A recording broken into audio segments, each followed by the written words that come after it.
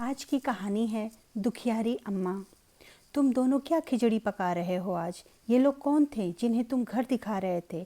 अम्मा, मुझे अमेरिका में नौकरी मिल गई है और साथ में पायल को भी नौकरी मिलने के चांसेस हैं। और अभी मुन्ना छोटा है तो उसको भी वहाँ नर्सरी में एडमिशन मिल जाएगा। इसीलिए हमने यह घर बेचने का फैसला किया है। ये लोग घर देखकर फाइनल करने आए थे। कल्पना जी को तो एक बार की कुछ समझ में नहीं आया कि ये विजय क्या कह रहा है। वह कुछ पूछती उसके पहले ही विजय ने फिर कहा, हम आपको भी साथ लेकर चलते, लेकिन अभी आपका पासपोर्ट और वीज़ा नहीं बना है और वहाँ का रहन सहन, वहाँ की भाषा आपको समझने में अभी मुश्किल होगी। इसीलिए पहले हम दोनों चले जाते हैं, वहाँ देख कर आएंगे, उसके बाद आपको लेकर चलेंगे। लेकिन यह सब फैसला कब किया तुम लोगों ने? और अगर यह घर बेच दोगे तब मैं कहाँ रहूँगी? कल्पना जी लड़खड़ा कर बोली। वह कुछ और कहना चाहती थी कि उसके पहले ही बहू पायल बोल उठी, अम्मा जी, हम आपको कहाँ छोड़कर जाएंगे? यही तो समस्या है। अब मुश्किल से हम इस घर में 1 महीने से ज़्यादा नहीं रह सकते हैं, तो हम सोच रहे हैं कि अगर आप तब तक नंदिनी दीदी के घर जाके रह लेती, तब तक हम अगली बार इंडिया आएंगे, फिर आपको साथ लेकर जाएंगे। विजय ने किसकी अनुमति से यह घर बेचा? और घर बेचने से पहले उसने अपनी माँ को बताना भी उचित नहीं समझा। यही सब सोच सोचकर कल्पना जी को रोना आ रहा था और आज उन्हें एकदम अकेला सा लग रहा था, क्योंकि अपने पति राजेश जी के अपनी पूरी जमा पूंजी लगाकर 2 मंजिला मकान खड़ा किया था, यह सोचकर कि पूरा परिवार इकट्ठा रहेंगे। इसीलिए घर जितना बड़ा और हवादार हो उतना अच्छा। पर बेचारे इस घर का सुख ज़्यादा भोग नहीं पाए थे। मृत्यु उनको बहुत जल्दी ही बुला कर ले गई थी। पति के देहांत के बाद उन्हें अपने बेटे विजय का ही तो सहारा था और उसी के द्वारा चला जाना इनका मन बर्दाश्त नहीं कर पा रहा था। उन्होंने विजय की बात मानकर ही तो यह घर उसके नाम किया था। यहाँ तक कि वसीयत की पक्का पेपर बनवाने और रजिस्ट्री करवाने में उनके अलग से 8-9 लाख रुपए खर्च हो गए थे। विजय ने प्रॉपर्टी के पक्के पेपर बनवा कर रजिस्ट्री करवा ली थी ताकि वह आगे जाकर इस घर को बेच सके। तब भोली भाली कल्पना जी इतना दाव पेच कहाँ जानती थी और कहाँ जानती थी कि उनका बेटा ही उन्हें धोखा करेगा। तब तो विजय कितनी मिन्नतें करके उनको मना रहा था कि घर अगर विजय के नाम कर दिया जाए तो उसे अपने लोन में रियायत मिल जाएगी और साथ ही बहुत सारी चीज़ों लोन पर खरीद पाएगा। यहाँ तक कि पता नहीं विजय ने उन्हें क्या क्या समझाया था कि पर्सनल लोन, ये लोन, वो लोन और भी बहुत कुछ। और जब अंत में उसने उदास होकर कहा कि अम्मा, यह लोन लेने के लिए घर मेरे नाम पर होना बहुत ज़रूरी है, तब तो कुछ तो भावुकता में और कुछ नासमझी में कल्पना जी ने घर विजय के नाम कर दिया था। आखिर एक माँ का दिल था जो अपने बच्चे को उदास नहीं देख सकती थी। लेकिन यहाँ जब बेटा ही छलिया था तो क्या कहा जा सकता। बस यही एक गलती हो गई उनसे, उसी कारण आज बेघर हुए जा रही थी और अब उन्हें बहुत पछतावा हो रहा था। उन्हें नहीं पता था कि विजय इतनी बड़ी चाल चलने वाला है।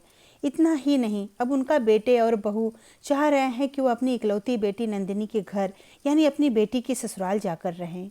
3 महीने पहले जब नंदिनी यहाँ आई थी तो उसने 1-2 बार कल्पना जी को कहा था कि माँ, आपको अपना घर भैया के नाम नहीं करना था, क्योंकि मुझे इन दोनों की हरकतें कुछ सही नहीं लग रही हैं। पर बेटे के प्रेम में अंधी कल्पना जी उसकी बातों को अनसुना कर गईं। जब उन्होंने कुछ नहीं कहा तब नंदिनी ने उन्हें सीधे सीधे भी कहा था, माँ, भैया किसी अमेरिका में नौकरी लगने की बात कर रहे थे। जब मैं गई तो दोनों भैया और भाभी चुप हो गए। क्या आपको पता है कि हमारे घर से कोई अमेरिका जाने वाला है? क्योंकि कुछ लोग अभी आए थे जो वीज़ा और एड्रेस कंफर्म कर रहे थे, तो मुझे शक हुआ कि कहीं भैया की नौकरी इंडिया से बाहर तो नहीं लग रही। पर उस वक्त कल्पना जी ने नंदिनी की बात पर ध्यान ही नहीं दिया था और अब तीसरे महीने ही नंदिनी की बात एकदम सही निकली थी। कुछ दिन इसी उपापोह में गुजर गए कि क्या करें क्या नहीं। फिर उन्होंने नंदिनी को फ़ोन लगाया और उसे सारी बातें धीमे स्वरों में बताई। तब नंदिनी ने उन्हें बहुत कुछ समझाया और उन्हें अपने अधिकारों के प्रति सजग करते हुए जो उन्हें कहा, उससे कल्पना जी की हिम्मत थोड़ी बढ़ी और उन्हें बहुत जल्द ही अपनी बात कहने का मौका भी मिल गया। अगले दिन ही विजय ने उनसे कहा कि अम्मा, अब आपने क्या सोचा है? कुछ दिनों के बाद आपको नंदिनी के घर जाकर रहना पड़ेगा। यह बात आपने नंदिनी को बताया कि नहीं? कल्पना जी कुछ देर सोचती रहीं, फिर उन्होंने कहा, वह तो ठीक है, लेकिन तुमने अपनी अमेरिका जाने की बात मुझसे पहले क्यों नहीं बताई? और यह मेरे अधिकार में है कि मैं तुम्हें और नंदिनी को अपनी देखभाल करने के लिए कहूँ, क्योंकि सीनियर सिटीजन का एक अधिकार होता है, एक एक्ट भी है जिसके तहत ये है कि वृद्धावस्था में बुजुर्गों के बच्चे उनकी देखभाल करेंगे। और मैं तुम्हें इस बात के लिए सावधान करना चाहूँगी कि एक तो तुमने मुझे भावुक करके दबाव देकर घर अपने नाम करा लिया और दूसरे मुझे बेसहारा छोड़कर जा रहे हो। इन दोनों ही बातों पर अगर मैंने वकील को बुलाया या मैंने कोर्ट कचहरी किया तो तुम दोनों को सजा होगी, बदनामी अलग से होगी। इसलिए या तो तुम लोग मुझे अपने साथ लेकर चलो या फिर कुछ भी करके यह घर मेरे नाम करो, या मैं वकील से मिलकर वसीयत रद्द करके फिर से घर अपने नाम करा सकती हूँ। इसके अलावा मैं और कुछ नहीं जानती। विजय चौंक गया। उसने अपनी सीधी सादी अम्मा की इतनी सख्ती वाली आवाज़ वर्षों से नहीं सुनी थी। तभी पायल बोल पड़ी, अम्मा जी, आप यह क्या कह रही हैं? हम वहाँ सेटल होते ही आ करके आपको ले जाएंगे, आप बिल्कुल परेशान ना हो।